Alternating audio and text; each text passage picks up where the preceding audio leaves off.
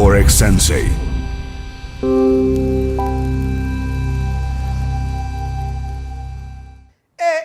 Sad idemo nazad. Šta treba ovdje znat? Treba znat, kao što sam rekao, čitat. Uzmete li malo dijete od 2-3 godine, 4 godine, ima takvih svita koji su gledali u neke note, naučili čitati te note. Malo dijete počinje svirat violinu, gitaru, klavir, još ne znam koji instrument. Malo dijete. A šta je prethodilo svemu tome? Upornost. Prvo je prethodila upornost, trebala je prethoditi volja.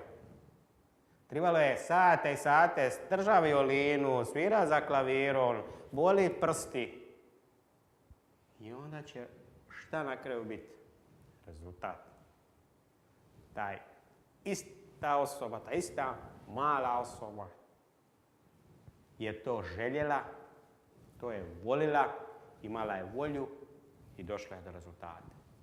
Šta mislite da je osoba sa 3 godine znala pročitati note? Ne. Prvi put kad se susrela.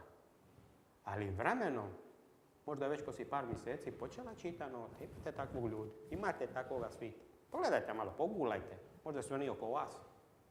Koja je razlika među njih i vas? Upravo zato što su oni od nečega počeli. Što su imali nešto od čega počinju. Tako vi morate početi. Morate početi od sebe. Morate početi vidjeti ono što drugi ne vide. Počinjete vidjeti nevidljive elemente. Nevidljivi su. Zašto su nevidljivi? Zato što masi su nevidljivi. Ali onima koji zarađuju, a znate li ko su oni? I vi sami. I vi sami ste oni. Zašto? Jer li počinjete na pravi način. Na pravi način. Počinjete od sebe samoga.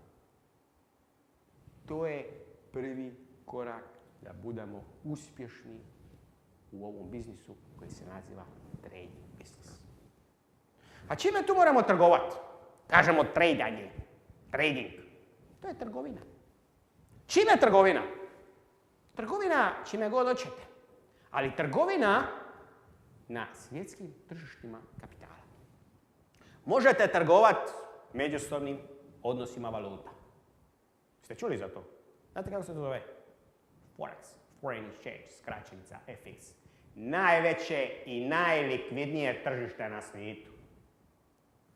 Šta znači ono najveće? Znate vi koliko je to teško tržište dnevno? Alo, pišite na biz.org, pišite to vam je Bank for International Settlement. Pogledajte tamo podatak ili čisto upišite na Google Daily Turnover on Forex, Foreign Exchange. Vidjet ćete jednu fascinantnu brojku. 5,3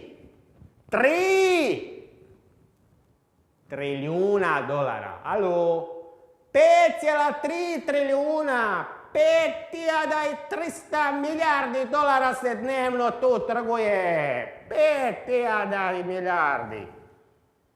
Zašto kažemo najvolatilnije, najlikvidnije?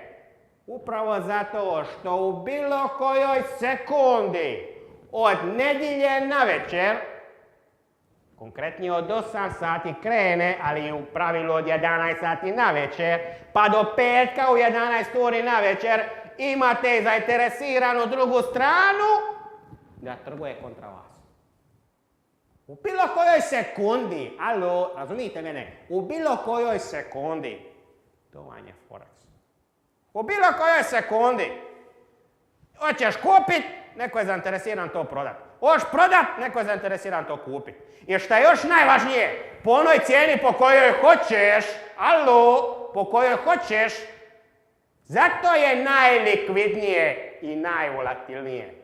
Jer je upravo ona cijena na koju ti hoćeš kupi nešto, kupiš i ona cijena na koju ćeš nešto prodat, prodaš.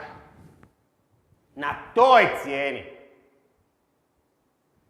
Čime još morate trgovati? Morate kupovati dionicama. Morate trgovati obveznicama. Morate trgovati indeksima raznih burzi. Morate trgovati raznim robama. I će biti.